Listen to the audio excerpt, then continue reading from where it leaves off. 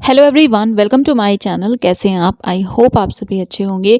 आज के इस वीडियो में हम बात करेंगे Indian institute of space science and technology की। बेसिकली स्टेटस तो इनका डीम टू बी यूनिवर्सिटी का है, बट ये ऑटोनोमस इंस्टीट्यूट है जो कि directly department of space government of India के अंडर वर्क करता है। ओके, इनकी तरफ से ही इन्वाइट किए गए हैं एप्लीकेशन पीएचडी के लिए, एंड उसी को हम इस वीडियो में एज आई सेड डिस्कस करेंगे।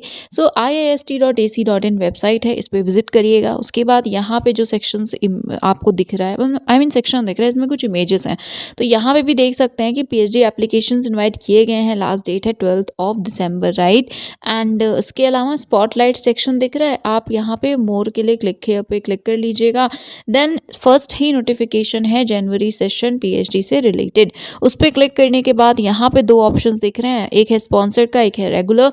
पहले हम रेगुलर ही देखेंगे, इस पर क्लिक करेंगे। Now this is the portal, okay, इसी के through you have to apply, and बाकी जो इन्फॉर्मेशन है, नोटिफिकेशन है, वो भी आपको इसी पोर्टल पे मिलेगी।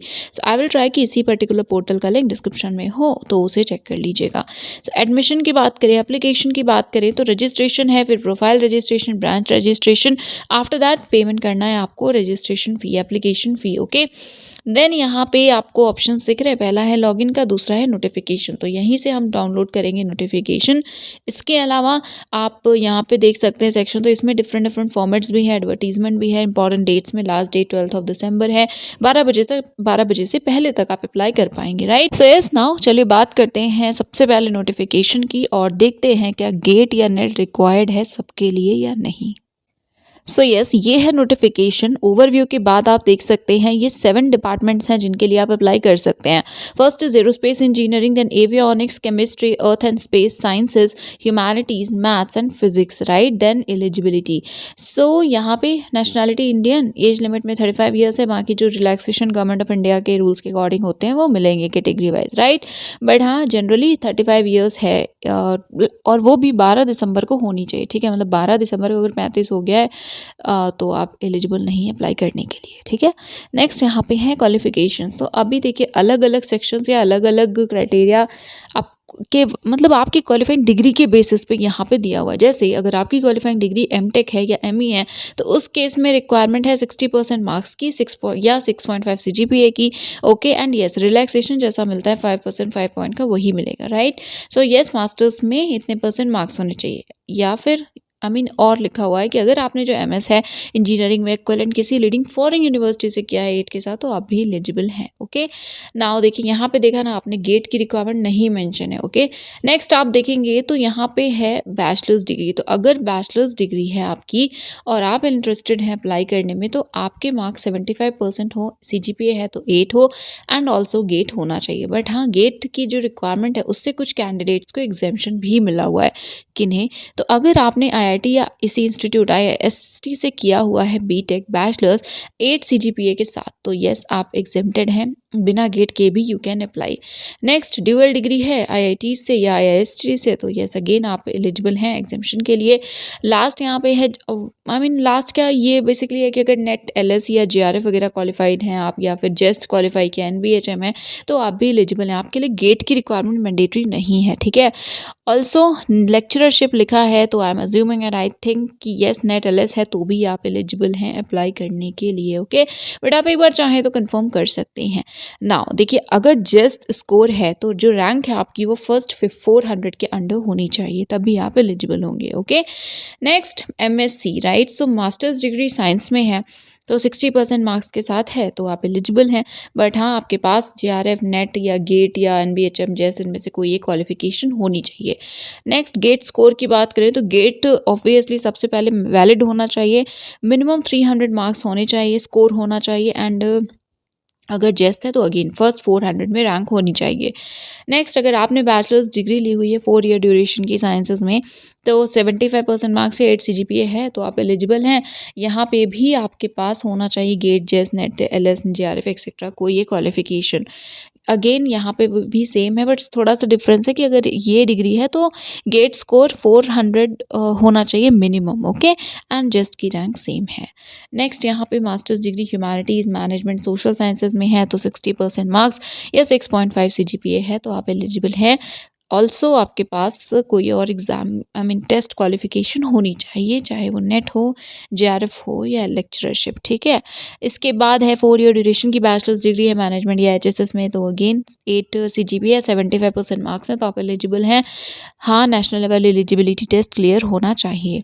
देन सिलेक्शन प्रोसीजर, सो देखिए अगर आपने आपकी जो क्वालिफिकेशन है वो एमई है, एमटेक है, बी या बीटेक है, वही हाईएस्ट क्वालिफाइंग डिग्री है, उसी के बेसिस पे अप्लाई कर रहे हैं, तो आपका ऑनलाइन स्क्रीनिंग टेस्ट होगा, उसी के बाद इंटरव्यू होगा, ठीक है। इंटरव्यू भी ऑनलाइन वीडियो कॉन्फ्रेंसिंग मोड से होगा। ओके, पहली इंपॉर्टेंट बात। नेक्स्ट बात कि अगर आपके पास जेआरएफ है या लेक्चरशिप या एनबीएचएम या जेस्ट है आपके बी बीटेक एमई एमटेक के बाद, तो आप डायरेक्टली इंटरव्यू के लिए कॉल किए जाएंगे, ठीक है। तो वीडियो कॉन्फ्रेंस, आपको स्क्रीनिंग टेस्ट नहीं देना होगा। नेक्स्ट है अगर आपके पास मास्टर्स डिग्री साइंसेज में है या एचएसएस में है, मैनेजमेंट में है या ड्यूअल डिग्री एप्लीकेंट है, आप किसी आईआईटी से या आईएसटी से आपने बीटेक एमटेक या एमएससी किया हुआ है जो भी, तो उस केस में ऑल्सो साथ में आपके पास वैलिड स्कोर कार्ड भी है, तो यस आपका भी इंटरव्यू के बेसिस पे ही होगा, तो स्क्रीनिंग टेस्ट नहीं होगा, ठीक है। अगर आप एम्प्लॉयड हैं तो एनओसी आपको सबमिट करना है, ये भी लिखा है, और इंटरव्यू के टाइम ही, ठीक है। तो यस ये कुछ इंपॉर्टेंट पॉइंट्स थे। अभी नाउ देखिए यहाँ पे रिसर्च एरियाज़ हैं और सीट कितनी है वो भी है, तो अलग अलग कैटेगरी वाइज है। सबसे पहले तो फंडेड बाय आईआईएसटी, मतलब इंस्टीट्यूट की तरफ से अगर फेलोशिप मिलेगी, सपोज आप नेट क्वालिफाइड हैं, जेआरएफ नहीं है, तो फेलोशिप इंस्टीट्यूट की मिलेगी।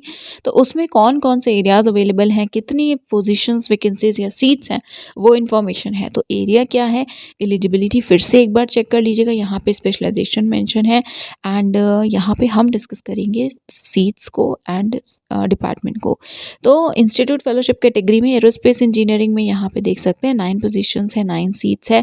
ऑल्सो यहाँ पे स्क्रीनिंग टेस्ट जो होगा उसका सिलेबस भी गिवन है, तो इसको भी आप देख सकते हैं। नेक्स्ट एवियोनिक्स जिसमें 14 सीट्स है।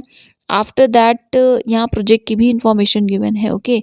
सो यहाँ पे है उसके बाद अर्थ एंड स्पेस साइंसेज जिसमें कि 7 पोजीशंस हैं, एंड उससे पहले केमिस्ट्री था जिसमें कि 4 पोजीशंस 4 सीट्स अवेलेबल हैं, ओके। अर्थ हमने देख लिया। इसके बाद नेक्स्ट यहाँ पे ह्यूमैनिटीज़ है जिसमें 3 है, तो एक मैनेजमेंट से रिलेटेड है एरिया, एंड बाकी cultural studies and gender studies से रिलेटेड है। मैथमेटिक्स में 2 पोजीशंस हैं। इसके बाद फिजिक्स में 3 हैं, 3 हैं। देन एक्सटर्नल फेलोशिप कैटेगरी की बात करें तो एरिया देख लीजिएगा, एंड ऑफ कोर्स आपके पास फेलोशिप होनी चाहिए, वही कैटेगरी है ये। सीट्स की बात करें तो एवियोनिक्स में 10 पोजीशंस हैं, 10 वेकेंट सीट्स हैं, एंड देन केमिस्ट्री में 10 है। उसके बाद अर्थ एंड स्पेस साइंसेज में 3 है, एंड ह्यूमैनिटीज़ में 5 है। इसमें देखिए सोशियोलॉजी भी है, इकोनॉमिक्स भी है, एंड बाकी कल्चरल स्टडीज़, जेंडर स्टडीज़ है, and operations and supply chain management. Mathematics में सिर्फ 1 है। टेबल 3 एक्सटर्नल प्रोजेक्ट है एरोस्पेस इंजीनियरिंग में 1, तो आप प्रोजेक्ट की टाइटल, एलिजिबिलिटी वगैरह देख सकते हैं। एवियोनिक्स में 3 है। इसके बाद अर्थ एंड स्पेस साइंसेज में 3 है, ओके। मैथ्स में देन 2 है, एंड नाउ यहाँ पे फेलोशिप से रिलेटेड इन्फॉर्मेशन है, तो 31,000 फेलोशिप है, प्लस जो भी और भी एचआरए वगैरह होता है वो भी रहेगा। बाकी अगर जेआरएफ है तो जो एजेंसी के रूल्स हैं वही फॉलो होंगे। नेक्स्ट यहाँ पे है फीस स्ट्रक्चर, तो फीस स्ट्रक्चर में आप देख सकते हैं कि पहले ए है, बी है, तो टोटल फ़ी जो भी होगा आप कैलकुलेट कर लीजिएगा। ये अराउंड 8,000 है, देन आई थिंक अराउंड 17,000 है, फिर और भी मेस वगैरह का इंक्लूड करेंगे तो कितनी फ़ी होगी आप देख सकते हैं। इट इज़ 42,200, ठीक है, पूरा ग्रैंड टोटल। सेकेंड सेम के बाद से ग्रैंड टोटल ही कितना होगा, सो ये 36,000 हो जाएगा अराउंड। सो यस उसके बाद अगर आप कंफर्म को, तो ये बाकी भी सीट से फ़ी से रिलेटेड है कि और किस किस पर्पज़ से क्या क्या फ़ी लगेगी, तो उसको देख लीजिएगा। देन जनरल सिलेक्शन प्रोसेस है, सो ऑनलाइन अप्लाई करना है, आप मैक्सिमम 4 ब्रॉड रिसर्च एरियाज़ को सेलेक्ट कर सकते हैं। बाकी फेलोशिप वगैरह है तो आप अदर रिसर्च एरियाज़ के लिए भी अप्लाई, अच्छा हाँ ये इंपॉर्टेंट पॉइंट है, ये लिखा हुआ है कि देखिए अगर टेबल 2 के एरियाज़ हैं, ठीक है, आप उसके लिए एलिजिबल हैं, अप्लाई करें, बट हाँ बाकी टेबल 1 3 के भी जो एरियाज़ हैं उनके लिए भी अप्लाई कर सकते हैं, ठीक है।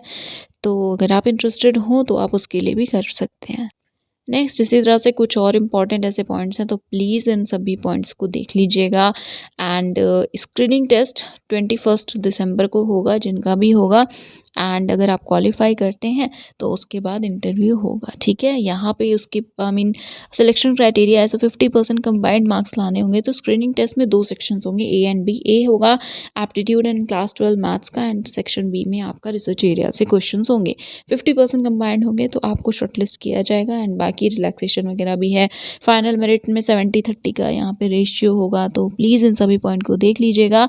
एंड नेक्स्ट अप्लाई कैसे करना है, तो अप्लाई ऑनलाइन ही करना है। एप्लीकेशन फ़ी मेल कैंडिडेट्स जो भी जनरल EWS OBC के उनके लिए 700 है, एंड इस बाकी विमेन जो जितनी भी एप्लीकेंट्स हैं किसी भी कैटेगरी के हो, इसके अलावा मेल SC ST PWD आपके लिए 350 पर डिपार्टमेंट, राइट। एंड अगर आप एलिजिबल हैं और एक से ज़्यादा रिसर्च एरिया के लिए अप्लाई करें सेम डिपार्टमेंट में, तब नहीं आपको पे करना, बट अलग डिपार्टमेंट में करेंगे तो पे करना होगा सेपरेट फ़ी, ओके। नेक्स्ट NOC का मैंने आपको बता दिया है, देन इंपॉर्टेंट डेट्स बता दी है, 12 दिसंबर लास्ट डेट है, एंड यस बाकी डेट्स भी आप यहाँ पे देख सकते हैं, ओके। सो ये था नोटिफिकेशन ओवरऑल। तो मैंने कोशिश की है कि जितने भी इंपॉर्टेंट पॉइंट्स हैं वो कवर कर सकूँ। स्पॉन्सर्ड वाला भी देख लीजिएगा अगर आप में से कोई स्पॉन्सर्ड कैंडिडेट है तो, एंड कोई भी इशू होता है तो do let me know that in the comment section below. And yes that is it for today. Thank you so much for watching this video.